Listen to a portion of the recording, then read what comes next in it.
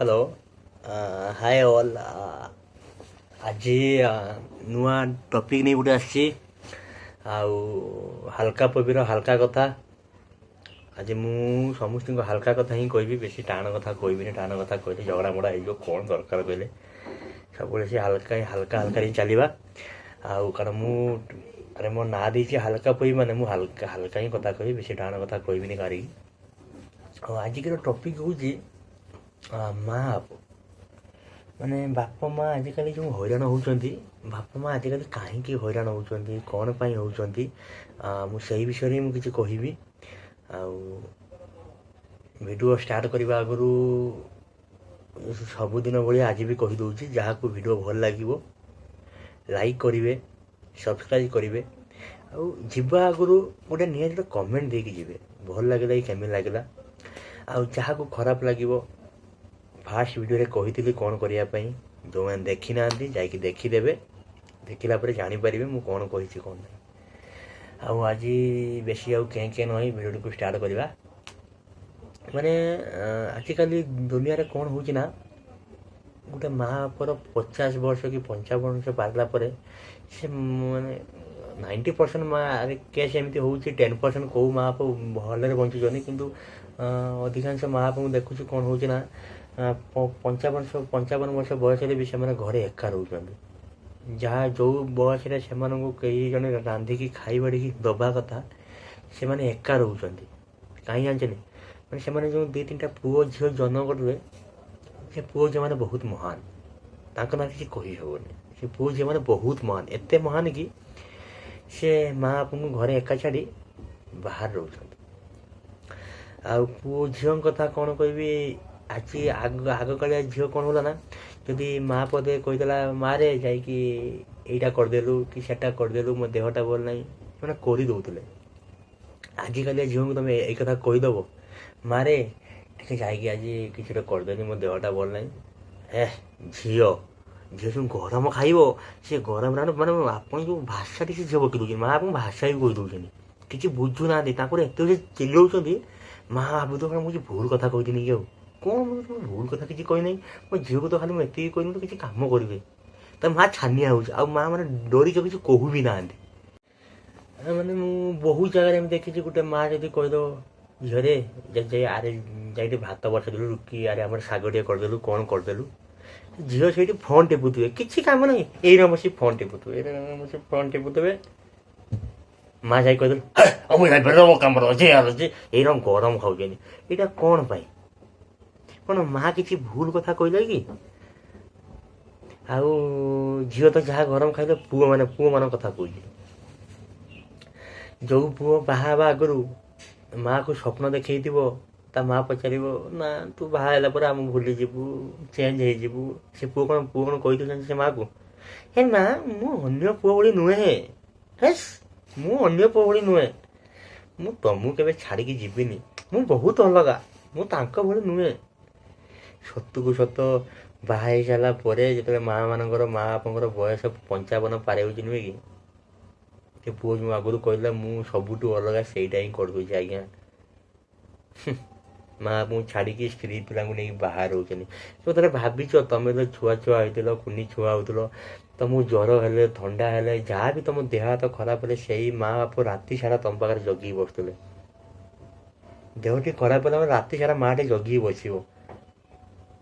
ଆଉ ଗୋଟେ ସବୁଠୁ ବଡ଼ କଥା, ମା' ତମକୁ 10 ମାସ ମାନେ ତା ପେଟରେ ରଖିକି, ଗୋଟେ ତମେ ଗୋଟେ ଚିନ୍ତା କର, ସବୁବେଳେ ତମେ ସକାଳୁ ହଗିତେ ପଳାଉଛ, ମାନେ ଏଇଟା ଖୋଲାଖୋଲି କଥା, ମାନେ ଯେଉଁଟା ଖୋଲାଖୋଲି କଥା, ସବୁବେଳେ ଗୋଟେ ମଣିଷ ସକାଳୁ ଉଠି ଆଗର ଲାଟ୍ରିନ୍ଟେ ଯାଉଛି, କ'ଣ ପାଇଁ? ପେଟକୁ ହାଲକା କରିବା ପାଇଁ ଯାଉଛି ଲାଟ୍ରିନ୍। କିନ୍ତୁ ଗୋଟେ ମା' ମାନେ ତମେ ଏତିକି ଗୋଟେ ସାମାନ୍ୟ ଗୋଟେ ଏତିକି ମାତ୍ରାରେ ଆମେ ଯେଉଁ ଖାଦ୍ୟଟି ଖାଉଛେ, ସବୁକିଛି ଆମ ବଡି ପାଖକୁ ଗଲା ପରେ ଏତିକି ମାତ୍ରାରେ ଆମ ପେଟରେ ଯେଉଁ ଷ୍ଟକ୍ ରହୁଛି, ତାକୁ ଆମେ କାଢ଼ିବା ପାଇଁ ସକାଳୁ ଯାଉଛେ। ମୋତେ ଏତିକି ଆମେ ସମ୍ଭାଳି ପାରୁନେ। ଗୋଟେ ମା' 2 କେଜି 3 କେଜିର ଗୋଟେ ଛୁଆକୁ ନେଇକି ତା ପେଟରେ 10 ମାସ ବଞ୍ଚୁଛି। ତୁମେ ତା କଥା ଥରେ ଭାବିନ କି ମୋ ମା' 10 ମାସ ମୋତେ ପେଟରେ ରଖିବା, ତାପରେ ଯେଉଁ ଜନ୍ମ କଲା ପରେ ମା' ପିଲାଙ୍କୁ ଗୋଟେ କେତେ କଷ୍ଟ ହୁଏ ସେଇଟା ମା ଜାଣିଛି, ବାପ ଜାଣିପାରିବନି, ମା ହିଁ ଜାଣିଛି। ତ ସେଥିପାଇଁ ମା ବାପଙ୍କୁ ଟିକେ କେୟାର କରିବା ତ ଶିଖ।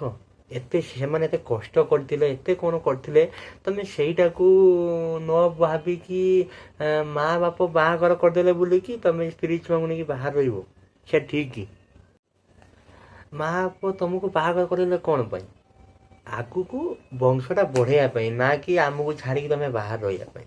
ହଁ ଚାକିରି କରିତେ ଆଇଲ ଠିକ୍ ଅଛି, ମୁଁ କହୁନି ଯେ ଦେଖ ଗୋଟେ ଛୁଆ ଗୋଟେ ପୁଅ ଛୁଆଟି ସବୁବେଳେ ଘରେ ବସିବ, ପଇସା କେଉଁଠୁ ଆସିବ, ପଇସା କେବେ ଖାଇବା କେବେ, ଠିକ୍ କଥା।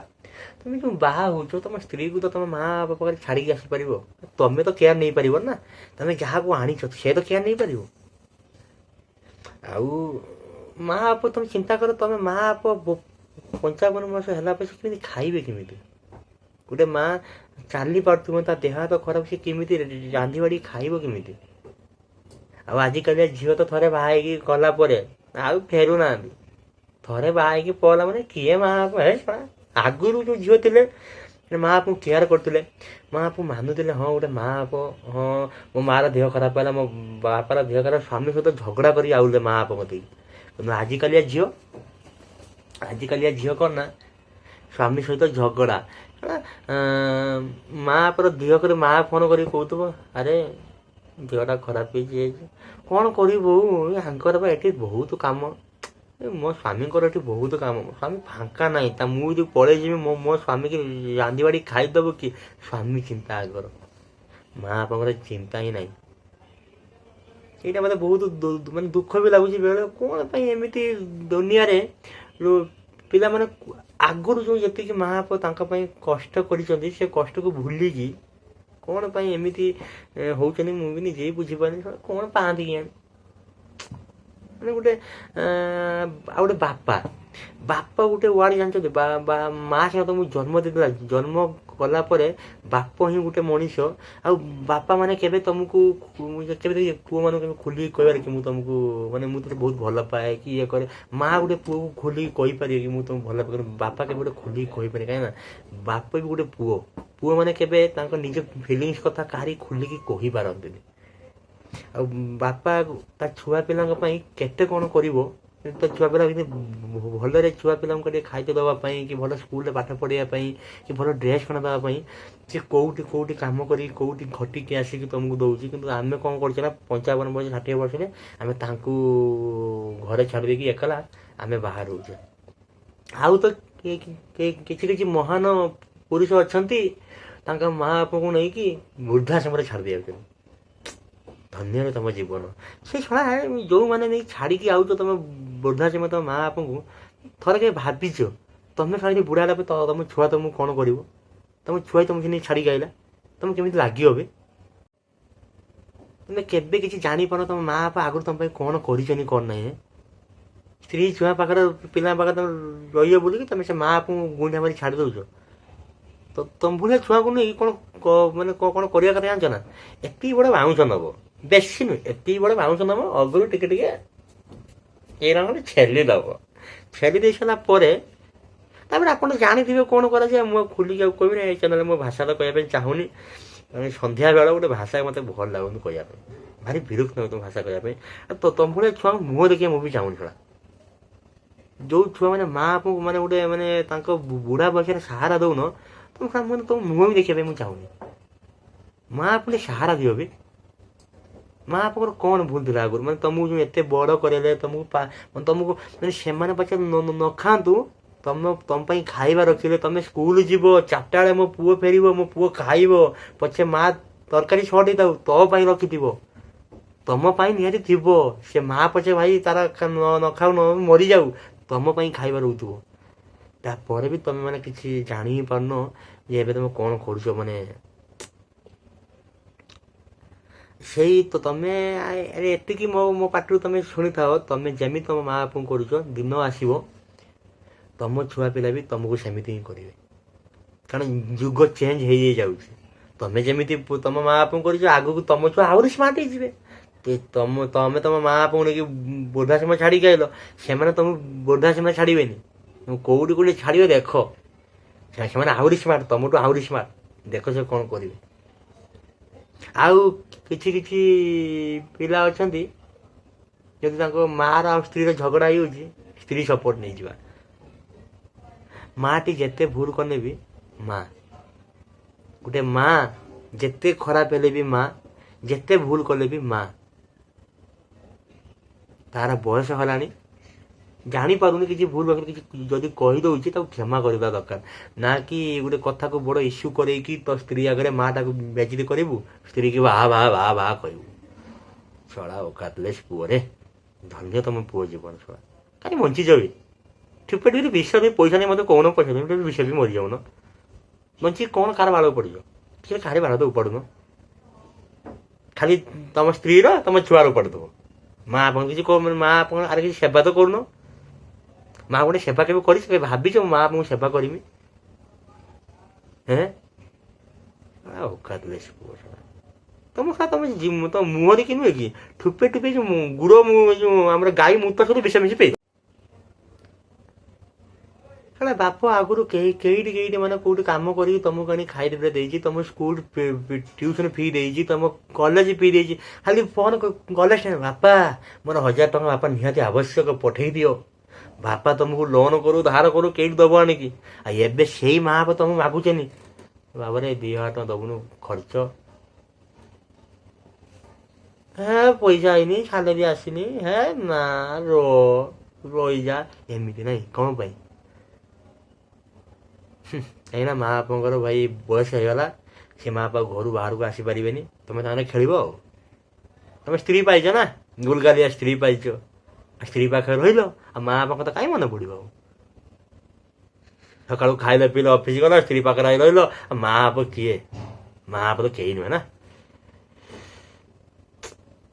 ମୋ କଥା ମାନରେ ଯେତିକି ମାନେ ତମ ମାନେ କହିନି ପା, ତମେ ଏବେ ଯେଉଁ ଏମିତି କରୁଛ ନୁହେଁ କି, ଭଗବାନ ସହିବନି। ଏବେ ସିନା ତମେ ଖୁସିରେ ରହିଯାଉଛ, ଆଜି ନହେଲେ କାଲି ଭଗବାନ ତମକୁ ଏମିତି ଶାସ୍ତି ଦବ, ମାନେ କହିନି ପାଗଳ ବାଇନ ବୁଲିବ, କିଛି କେଣୁ ପାଇବନି, ଅଭାବରେ ପଡ଼େ ସେଇ ମା ବାପାଙ୍କ ଦେଇ ଫେରିବ। ଦୟାକରି ମା ବାପାଙ୍କୁ କେୟାର କର। ମା ବାପା ପାଖ ଯଦି ପାଖରେ ନ ରଖିପାରୁଛ, ନିଜ ସ୍ତ୍ରୀକି ନେଇକି ତାଙ୍କୁ ଛାଡ଼ିକି ଆସ, ସେ ଟିକେ ତା ମା ବାପାର ସେବା କରୁ। ନିଜେ ନ ପାରୁଛ ତମେ ଏକଲା କାମ କର, ସ୍ତ୍ରୀକି ନେଇ ଗାଁ ଛାଡ଼ିକି ଆସ, ସେ ମା ବାପାର ସେବା କରୁ। ମାନେ ଗୋଟେ ମା ବାପ ବୁଢ଼ା ବୟସ ତାଙ୍କ କାମ କ'ଣ ଜାଣିଛ ନା? ବସିକି ଖାଇବା କଥା। ବସିକି ମୋ ପୁଅ ମୋତେ ଖୁଆଇବ, ମୁଁ ଖାଇବି। ସେମାନେ ବହୁତ ଆଶା କରିଥିବେ। ଛୁଆ ଯେତେବେଳେ ଜନ୍ମ କରିଥିବ, ଗୋଟେ ମା ପୁଅ ଦେଖିଦେବ, ବାପ ଦେଖିଦେବ ମୋ ପୁଅ ହେଇଛି, କ'ଣ ଭାବିଥିବେ ଜାଣିଛ ନା? ମୋ ଜୀବନର ଯେତିକି ଖୁସି ଅଛି ତାକୁ ସବୁ ଦେଇଦେ, ଆଉ ତା ଜୀବନ ଯେତିକି ଦୁଃଖ ଅଛି ମୋ ପାଖକୁ ସବୁ ନେଇଆ। କିନ୍ତୁ ତମେ କ'ଣ କରୁଛ ନା, ମୋର ଜୀବନ ଯେତିକି ଦୁଃଖ ବାପକୁ ଦେଇଦେ, ବାପ ଜୀବନ ଯେତିକି ଖୁସି ମୋ ଗତି ନେଇଆ। ତମ ଅଧିକାର ଏଇଟା। ପାଗଳ ଚୋପା ଝିଅ ପୁଅରେ। ଝିଅମାନଙ୍କ କଥା କ'ଣ କହିବି? ଆଜିକାଲି ଝିଅ ଭାଇ ମାନେ, ଆଜିକାଲି ଝିଅ ତ ତାଙ୍କୁ ତୁ କହିଦେଲୁ ଚଢ଼ିଉଛନ୍ତି ତମ ଉପରେ। ଯେଉଁ ଭାଷା, ପୁଅ ଆଜିକାଲି ଭାଷା କହୁନାହାନ୍ତି, ଝିଅ ଭାଷା ଯେଉଁ କହୁଛନ୍ତି, ସେ ଭାଷା କାନରେ ତମେ ଶୁଣିପାରିବନି। ଆଜିକାଲିଆ ଝିଅ ତ ମା ବାପାଙ୍କୁ ମାନୁନାହାନ୍ତି।